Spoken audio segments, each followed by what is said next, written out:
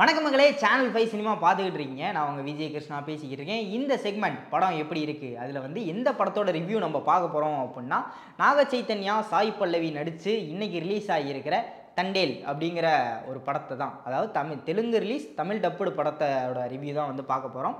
So படம் எப்படி இருக்குது அப்படிங்கிறத மொத்தமாக பார்த்துடலாம். முதல் விஷயம், இந்த படத்தோட டைரக்டர் சந்து மொண்டட்டி அப்படிங்கிறவர் வந்து இந்த படத்தை டைரக்ட் பண்ணியிருக்காரு.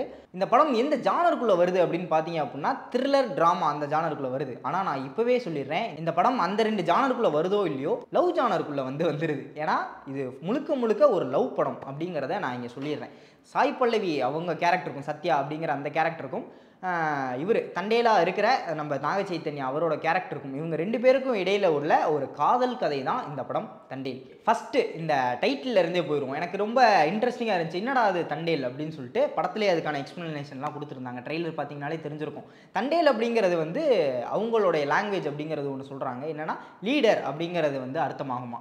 என்னென்னா சிம்பிளாக சொல்ல போனால் அந்த ஷிப்போட கேப்டன் அப்படிங்கிற மாதிரி. இதே ட்ரெய்லர் பார்க்கும்போதே உங்களுக்கு ஒரு சில காட்சிகள் வந்து தெரிஞ்சிருக்கும். கதையோட ஒன்லைன் என்ன அப்படிங்கிறது, ஒரு தொழிலுக்காக, அதாவது மீனவர்கள் அவங்க படுற கஷ்டத்தெல்லாம் வந்து சொல்கிற மாதிரி, தொழிலுக்காக கடலுக்கு போகிற ஒரு மீனவ தலைவன் தான் வந்து நம்ம நாக சைத்தன்யா ஹீரோ. வந்து அவருக்காக காத்திருக்கிற ஒரு காதலி, அதாவது கொஞ்ச நாள் மட்டும்தான் சேர்ந்துருப்போம், அதுக்கப்புறம் அவங்க தொழிலுக்கு போயிடுவாங்க. காத்திருக்கிற ஒரு காதலியாக வந்து சாய் பல்லவி வந்து நடிச்சிருக்காங்க. அப்படி போன இடத்துல ஒரு பிரச்சனையாகி வேற ஒரு நாட்டில் வந்து சிறைப்பிடிக்கப்படுறாரு நம்ம ஹீரோ. அவர் மறுபடியும் எப்படி தப்பிச்சு இந்தியாவுக்கு வந்தார் அப்படிங்கிறது தான் மொத்த கதை. அது வரைக்கும் நம்ம ஹீரோயின் என்ன ஸ்ட்ரகிள் பண்ணிக்கிட்டு இருக்காங்க, என்னென்ன ஸ்ட்ரகிள்ஸ்லாம் ஃபேஸ் பண்ணாங்க அப்படிங்கிறது, அந்த ஸ்ட்ரகிள்ஸையும் இவங்களோட காதலையும் எலாபரேட்டாக காட்டுற இந்த படம் தான் தண்டேல். இந்த படத்தில் முக்கியமாக ஒரு விஷயம் சொல்லியே ஆகணும் அப்படின்னா, இது ஒரு உண்மை சம்பவத்தை பேஸ் பண்ண ஒரு கதை. அதாவது 2019 இந்தியாவில் ஆர்டிக்கல் 340 அப்படிங்கிற ஒரு விஷயம் வந்து நிறைவேற்றப்பட்டுருச்சு.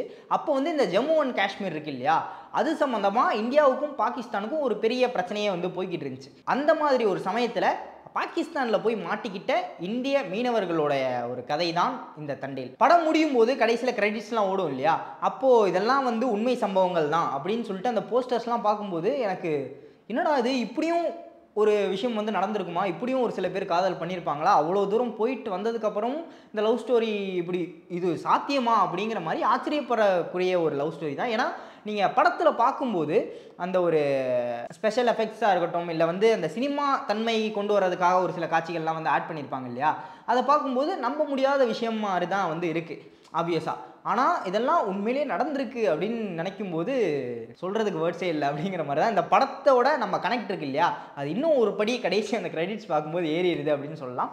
ஸோ மொத்தமாக பார்த்தீங்க அப்படின்னா ஒரு மாதிரியான ஃபீல் குட்டான லவ் ஸ்டோரி. ஆனால் உங்களுக்கு டென்ஸ் வந்து கடைசி வரைக்குமே அந்த டென்ஷன் வந்து இருந்துக்கிட்டே இருக்கும். என்னடா இது எப்படிடா போய் முடிய போகுது, என்ன ஆக போகுது அடுத்து அப்படிங்கிற ஒரு டென்ஷன் வந்து கொண்டு வந்திருக்காங்க. ஆனால் என்ன நெகட்டிவ் அப்படிங்கிறது பார்த்தீங்க அப்படின்னா, நான் சொன்னேன் இல்லையா, இதெல்லாம் கொஞ்சம் நம்ப முடியாத மாதிரி இருக்கே அப்படிங்கிறது. ஆப்வியஸாக அது கதைக்கு, அதாவது ஒரு படம் சொல்கிறோம் அப்படின்னா அதுக்கான கமர்ஷியல் எலமெண்ட்ஸ்லாம் நமக்கு கண்டிப்பாக தேவை. நடந்ததை மட்டும் அப்படியே சொன்னோம் அப்படின்னா அது ஆடியன்ஸ் மத்தியில் எந்த மாதிரியான வரவேற்பை பெறும் அப்படிங்கிறது தெரியாது. ரீசெண்டாக இதே சாய் பல்லவி நடித்த ஒரு படம் வந்து வந்துருந்துச்சு, அதுவும் உண்மை சம்பவத்தை வச்சு அதுலேயும் கொஞ்சம் கமர்ஷியல் எலமெண்ட்ஸ்லாம் சேர்த்துருந்தாங்க, அதான் அமரன். அந்த படத்துலேயும் பேட்ரியாட்டிசம் வந்து பயங்கரமாக வந்திருக்கும் இல்லையா. ஸோ ஆப்வியஸாக இந்த படத்துலேயும் அந்த பேட்ரியாட்டிசம்ங்கிறது வந்து கொஞ்சம் அதிகமாகவே இருக்குது. நீங்கள் கேட்டால் அந்த காதல்ங்கிறத தாண்டி அந்த பேட்ரியாட்டிசம் தான் கொஞ்சம் தூக்கலாக இருக்குது அப்படிங்கிறதே சொல்லலாம். ஏன்னா பாகிஸ்தானில் போய் மாட்டியிருக்காங்க ஒரு ஜெயிலில், கராச்சி அப்படிங்கிற ஒரு முக்கியமான ஜெயிலில். சுற்றி இருக்கிற அந்த ஜெயிலில் இருக்க கைதிகள் எல்லாருமே வந்து பாகிஸ்தானிஸ், அதுலேயும் டெரரிஸ்ட் ஒருத்தர் அப்படிங்கிற மாதிரி காட்டுறாங்க. கிட்டத்தட்ட இந்த கதையில் வேறு யாருமே வில்லன் அப்படிங்கிற மாதிரிலாம் யாரும் இல்லை. அவர் தான் வந்து ஒரு சின்ன ஆன்டகனிஸ்ட் அப்படின்னு சொல்லலாம்னு வச்சுக்கோங்களேன். ஆனால் அவர் மட்டுமே இந்த த்ரெட்டு அப்படிங்கிற மாதிரிலாம் எதுவும் இல்லை. ஒரு சின்ன ஆன்டகனிஸ்ட் ரோல் வந்து ப்ளே பண்ணியிருக்காரு ஒருத்தர். அது பார்க்கும்போது அங்கனக்குள்ளே அந்த இந்தியா பாகிஸ்தான் அந்த விஷயங்கள்லாம் இருக்குது இல்லையா, அந்த விஷயத்தில் வந்து பேட்ரியாட்டிசம் வந்து நல்லா ப்ளே பண்ணியிருக்காங்க. அது நல்லா ஒர்க் ஆகியிருக்கும் கூட. அதே மாதிரி சாதாரணமாக இந்த மாதிரி படங்கள்லாம் ஒரு குற்றச்சாட்டு வந்து வரும். என்னன்னு பார்த்தீங்கன்னா, பாகிஸ்தானில் இருக்கவங்க எல்லாருமே கெட்டவங்க, சொல்லப்போனால் முஸ்லீம்ஸ் எல்லாருமே கெட்டவங்க அப்படிங்கிற மாதிரி ஒரு விஷயத்தை புஷ் பண்ணுறாங்களோ அப்படிங்கிற மாதிரி ஒரு கேள்வி வந்து வரும். அமரன் படத்துக்குமே அந்த ஒரு சர்ச்சை வந்து வந்துச்சு. ஆனால் இந்த படத்தில் அந்த மாதிரி ஒரு விஷயம் கிடையாது. ஏன்னா உண்மையிலேயே நடந்த ஒரு விஷயம் இல்லையா. அங்கே இருக்கக்கூடிய அந்த போலீஸ் இருக்காங்க இல்லையா, அந்த ஜெயிலில் இருக்கக்கூடிய கார்ட்ஸ், அவங்க எல்லாருமே வந்து எந்த மாதிரி நல்லவங்கன்னு இல்லை, அவங்க வேலையை அவங்க கரெக்டாக செய்கிறாங்க. சொல்லப்போனால் இன்னும் ஒரு படி மேலே நல்லவங்கன்னு கூட வச்சுக்கோங்களேன். ஹீரோ அதாவது ஹிந்துஸ்தானில் இருக்கவங்க இந்தியாவில் இருக்கவங்க எல்லாரும் அப்படி பார்க்காம ஓகே இவன் நல்லா வந்தான் இவனுக்கு ஹெல்ப் பண்ணலாம் அப்படிங்கிற மாதிரி அவங்களும் எந்த அளவுக்கு ஹெல்ப் பண்ணுறாங்க ஹீரோவுக்கு அப்படிங்கிற ஒரு விஷயத்தையும் காட்டியிருக்காங்க.